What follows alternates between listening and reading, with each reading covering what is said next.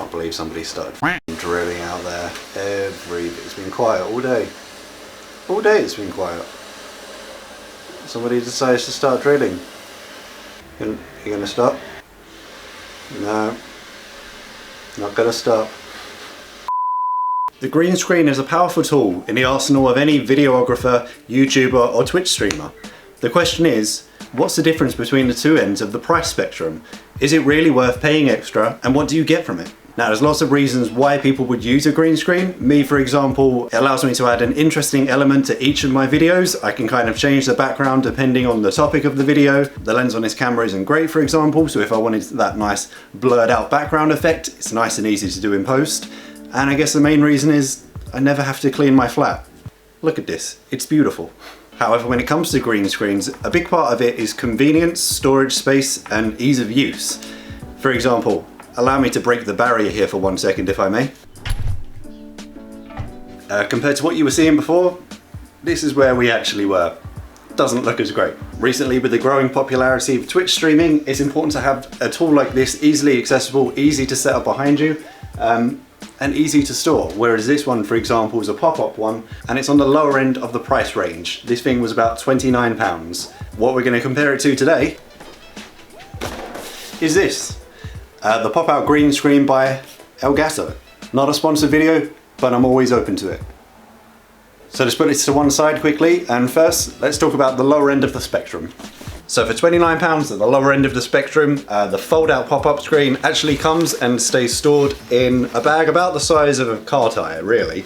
This one's by a company called Photo R. Pretty sure I got it off Amazon. If I can find it, I'll link it in the description down below. In terms of the material, all green screens are much of a muchness. I imagine the material used on this will be no different to what's used on the Elgato pop-up screen. Now with green screens, the important thing is actually the light distribution across it. You don't want some areas darker than others, because when you go to fill in the image later in post, you're going to get a very unbalanced and spotty kind of image. So some of the drawbacks to this cheaper option, as we already mentioned, the storage size is somewhere around this. If you've got somewhere to put it, great. I put mine down the side of the sofa. If that's going to be a struggle for you, well, I guess a giant Elgato box wouldn't be much better either. As you can see, to get mine in the correct position, I expertly prop it up on 2 dining room chairs. However, the drawback we get with that is positioning in the room. I absolutely have to do it up against this wall because it's the only thing that's going to support the top and stop it from just sliding over. That kind of tethers me to this wall, where you'll notice if I wanted to do something like Twitch streaming, there's no computer here.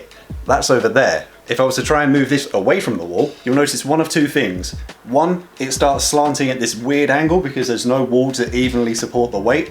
With it slanting to one side, the light distribution will be completely wrong and the effect will look terrible. And number 2, I'm currently holding this, whereas if I'm to let go,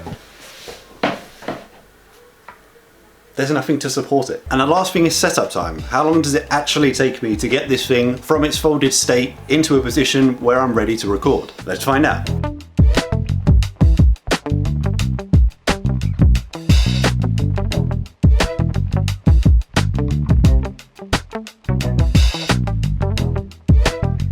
So that's everything on the lower end of the spectrum. Obviously, if you're just starting out and you're looking to get into it, it's a great place to start. It's nice and cheap. It doesn't take up loads of room. But let's talk about the other end of the spectrum. Slightly more expensive, your professionals, your Twitch streamers, the people who need to be ready to record in a moment's instance. Obviously, I've only just received the Elgato screen today, so let's unbox it together and find out what the difference is. So we did a setting up video of the new cloud gaming PC setup a little while ago. I'll post a link to it up here. But this is the main reason for our upgrade. As I said, this is on completely the other side of the room. I need a green screen to go behind me. Essentially, there's nothing to support that flimsy one, so we've upgraded to the Elgato one. This way I'll be able to record videos from here using the monitor for notes, websites, whatever I'm looking at. I'll be able to Twitch stream from here and won't be tethered to this side of the room with just a laptop on my lap. But this box is so big that we're gonna need to find a better angle so you can actually see the unboxing, because otherwise it's just my face. That's not why you're here.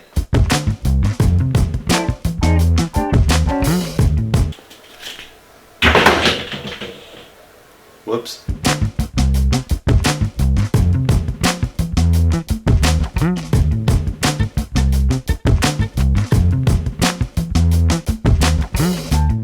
So the case that it comes in is this very nice brushed black aluminum, kind of looks like a big pool cue. Underneath there's just two legs which fold in when you're storing it, but fold out so that it can support the green screen when it's extended. Simply unlocked by two hinges on the front, and then using the handle on top to pull upwards to fully extend the screen.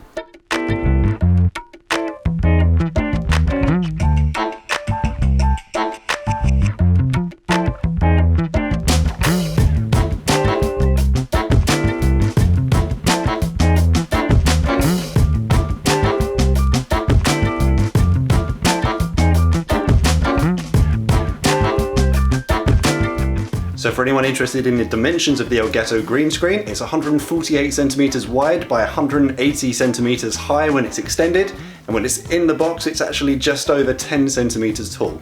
And much like we did with the fold out screen, let's just quickly time how long it takes to set this one up. And go!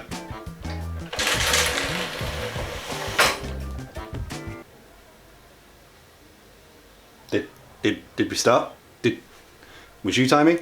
So that's the difference between these two options. A quick mention to some of the alternatives. Obviously these are great for personal recording if it's just one person in a shot. If it is more for videography, some of your alternatives, some of the larger fabric screens which are held up by actual metal frames, or if you have the space to spare and don't mind the colour, one of the options is actually just to paint one of your walls this kind of chroma key colour. So hopefully you found this video useful. For all of the green screens I will include them in the description down below so you can find them for yourself.